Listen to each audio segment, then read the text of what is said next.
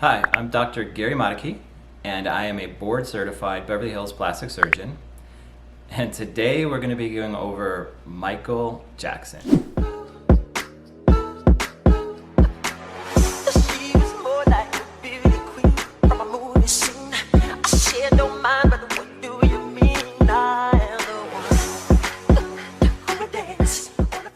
think a lot of people would say, why are you bringing this up now? You know, it's in the past. And the reason is, it's still not in the past. I would say almost on a weekly, if not daily basis, I'll have patients that come in and say, whatever you do, don't make me look like Michael Jackson. I wanted to take some time to talk about what happened to Michael Jackson and try to dispel some of these myths and concerns of patients when they come in, because they're still extremely concerned to not want to look like Michael Jackson. And I want to explain in reality how extremely difficult it would be to actually look like Michael Jackson, and how unlikely that is to occur to you after having plastic surgery by any reputable plastic surgeon. So how do we get here? I mean, there's a huge transition in Michael Jackson's face over the years. I mean, just to be quite frank, there's no way these changes happened from diet and exercise. He had to do some type of surgeries to alter his face that dramatically. No matter what he says, this is multiple surgeries over multiple years. And it's not something that's going to happen to anyone in 1 or 2 or 3 surgeries. This is something that's a lot of surgeries over a lot of time. I think you can even see it if you just simply look at his album covers. If you look at his album covers throughout the years, you're going to see his face dramatically changing. Those things, again, are not going to occur naturally and non-surgically. They're definitely surgical changes. One of the things that people really picked up on was the change in his skin color and the skin pigment. And I think that's one of the things that in the beginning he was a little bit bashed for, a little bit negative press on that, is why is he doing that? Why is his skin lightening? And I truly, honestly believe that he had a disease called vitiligo. I don't control, puberty. I don't control the fact that I have vitiligo. And vitiligo is an autoimmune disease, and what it does is your own body attacks the pigment cells in your skin so that you gradually lose the pigment in your skin. And unfortunately, in people with dark skin, it can be extremely noticeable and extremely disturbing. It's really difficult to hide, and over time it's going to slowly progress to the point where you don't have a lot of choices in what to do about it. And you did have a lot of spots. Yeah. And being shy as I am and was, and even worse than terribly, so it's like a disease. When we look at Michael, there are signs of this everywhere in his photos. And in the beginning, I think what most people do is try to hide it. They'll try to wear clothes, try to wear makeup, anything they can do to kind of try and make it go away. And unfortunately, in his younger years, there was almost no treatment for vitiligo. There was nothing you could do about it. And even today, there's not many treatments you can do for vitiligo. And the treatments that you can do over the years have been pretty nasty. They make you sick, they'll make you nauseous, they can burn you. Otherwise, there's not many things you can do. You can't cut it out, you can't graft it. Some people try to tattoo it, it just doesn't work.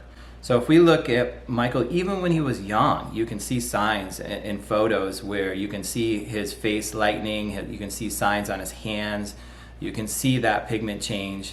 And I think then as you see him get a little bit older and it's getting a little more progressive, he even plays with makeup, and there's photos of him where he's performing or in person where you can see the makeup on his face, you can see the makeup running in his sweat, and it's extremely difficult again to get that color match and to get that to look natural. I think you can see him trying to play with those things over the years, and then as it progresses more, I find it interesting that some of the simple things you can do, one of the particular areas you're going to see that's hard to cover is your hands. You can wear long sleeves, long pants, things like that. And I saw that in his career, interesting enough, that he started wearing gloves. Gloves all of a sudden entered his wardrobe, where he started wearing his famous gloves on his hands, or different outfits that included some sort of things that wrapped his hands or his arms. Things, again, possibly and probably trying to hide that vitiligo. And then as it moves further along, you're going to see even more clothes, scarves, hats, anything at all to hide the vitiligo. And then there are some scattered photos of him. There's a treatment called PUVA, or sun treatments, where you take medication. Again, it can make you sick and you have to sit in sun tanning booths and things to try and stimulate that pigment back into the cells, to called melanocytes, to increase the pigment again. Unfortunately, it also increases your sensitivity to that sun and it can burn you. And there are some photos of him with slight burns on his legs and different things that could have been from treatments like that. So I think he was trying everything he could, but again, there wasn't a lot of things you could do back then, let alone now, to treat the disease. And then as the last resort, what we often see, particularly in darker pigmented people, is that they'll bleach their skin because they'll just frankly give up. They can't cover it with makeup, they're having trouble covering clothes, so they'll just bleach their skin light so that it all looks uniform.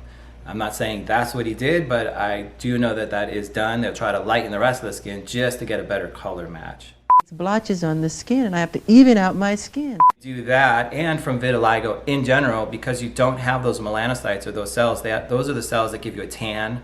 Those are the cells that protect you from the sun. So now you're at extreme risk to sunburns and burning from the sun. That in that later part of the career, what do we see? We see Michael Jackson with one of the things would be umbrellas, right? Protecting you from the sunlight, not letting sun on your body, hiding, wearing masks, covering up with scarves, always an umbrella. Everywhere he's going, he's got an umbrella to protect him from the sun.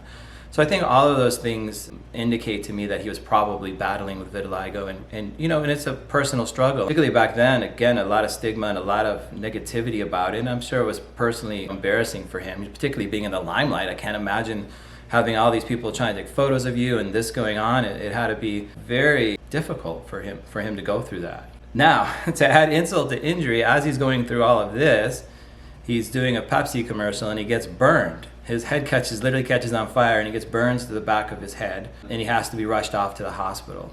And I think this is an important thing. This was in the early 80s. What I think is interesting is this introduced Michael to the world of plastic surgery. When he went to the burn center and got treated, he met some fairly reputable, famous Beverly Hills plastic surgeons.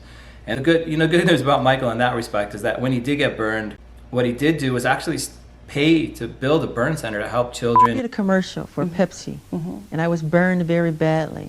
We built this place called the Michael Jackson Burn Center. Also gave him that introduction to some important players in the world of plastic surgery, and I think that opened his mind and also availability to getting plastic surgery.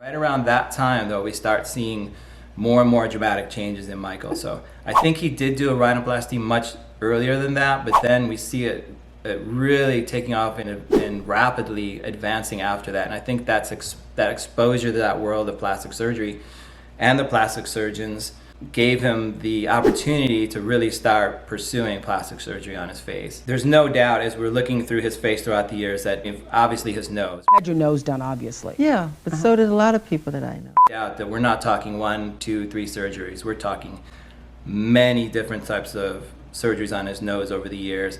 It's going from the wider, thicker skin ethnic nose to much more defined and shrinking in shape, the tip shrinking, the bridge shrinking, the tip raising. Almost every year, every few years, we see that nose changing, and that doesn't just happen naturally. That's obviously surgery, as well as the rest of his facial features. So we're seeing his eyes changing. His eyes are opening up, whether it's blepharoplasty or surgery around his eyes, whether he did brow surgery. And we're also seeing his jawline change, significantly change in his jawline. And again, that's not something that's gonna happen naturally with aging or even with non-surgical interventions.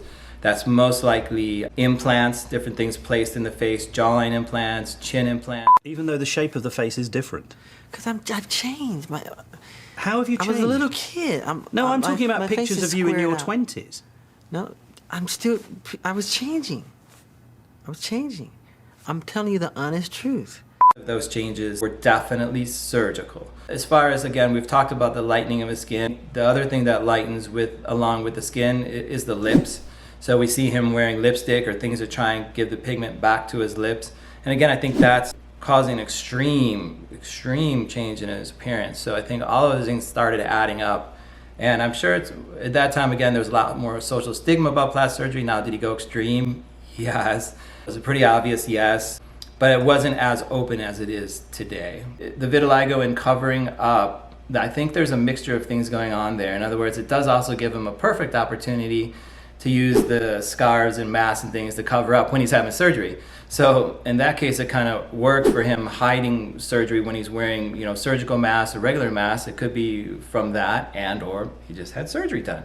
So I think you'll see some mixed things when we see him wearing masks and covering up. Unfortunately, I think because of all these things, as far as the plastic surgery, I do think he was maybe slightly taken advantage of. He has already had sort of a fragile psyche, and the vitiligo and these things that are uncontrollable to him and confusing and I'm sure scary. And then on top of it, getting burned, and then on top of it, the enormous social pressure of being in the limelight, and then on top of it, having a lot of unlimited funds to do plastic surgery. When vanity and greed collide in that world, I'm sure it was a very slippery slope, and it's a very dangerous situation. The one thing I do want to just touch on, because it is a rumor, it is possible, the last photos that we see of Michael's nose, it's almost like it was a prosthetic or taped on and not an actual nose anymore. And a lot of patients are scared of that sort of a thing, but again, that's something extreme, super extreme results and extreme amount of surgery to get to that point. It's highly unlikely that from one rhinoplasty, 2, 3, 4 rhinoplasties, anything like that's going to happen to your nose.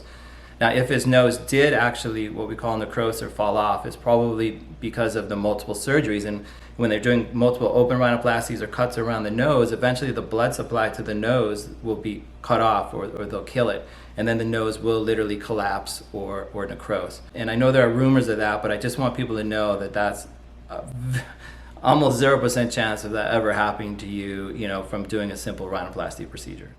Sometimes the good surgeons are going to start telling you no. They're going to tell you, you know what, this is getting too extreme, this is too risky. And I think some of that did happen to Michael, that over time, the good surgeons in Beverly Hills and other areas began to tell him no.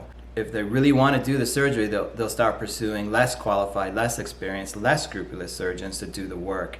And then what happens is it becomes more risky, more strange, more extreme, because the doctors are more interested in making money and getting their money than they are doing quality work. And in the case of Michael in general, did he want to be fixed? Did he like the way he looked? Was he happy? And so when you look in the mirror now and the image that looks back at you, are there days when you say, well, I kind of like this, or I like my hair today, or I'm never I think I'm pleased pretty with cute myself. today? No, I'm pretty cute today.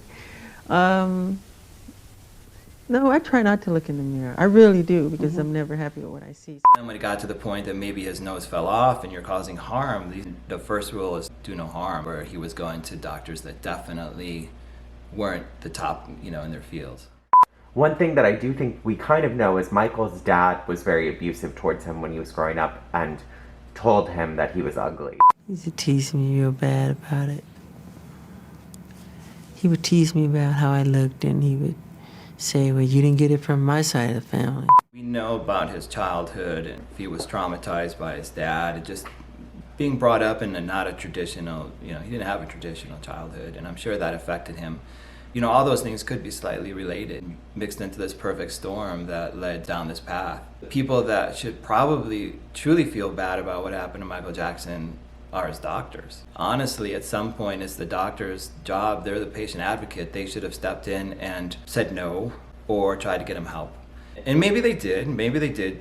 There are doctors that obviously told him no, I'm sure. Maybe there are ones that did try to get him help and he just refused. I think even near the end he was going to Saudi Arabia and different countries, and so who knows where he really ended up or where he was really getting his surgery at that point. I want to say that no matter if you empathize, patronize, love, or despise Michael Jackson, I'm here to tell you today that it's extremely unlikely that you're going to end up looking like Michael Jackson after your plastic surgery. This is something that is extremely difficult to do, extremely costly, and it's something that happened after many surgeries over many years, and that as long as you go to a well-qualified, skilled plastic surgeon, it's almost impossible and extremely unlikely that you will ever end up looking like Michael Jackson.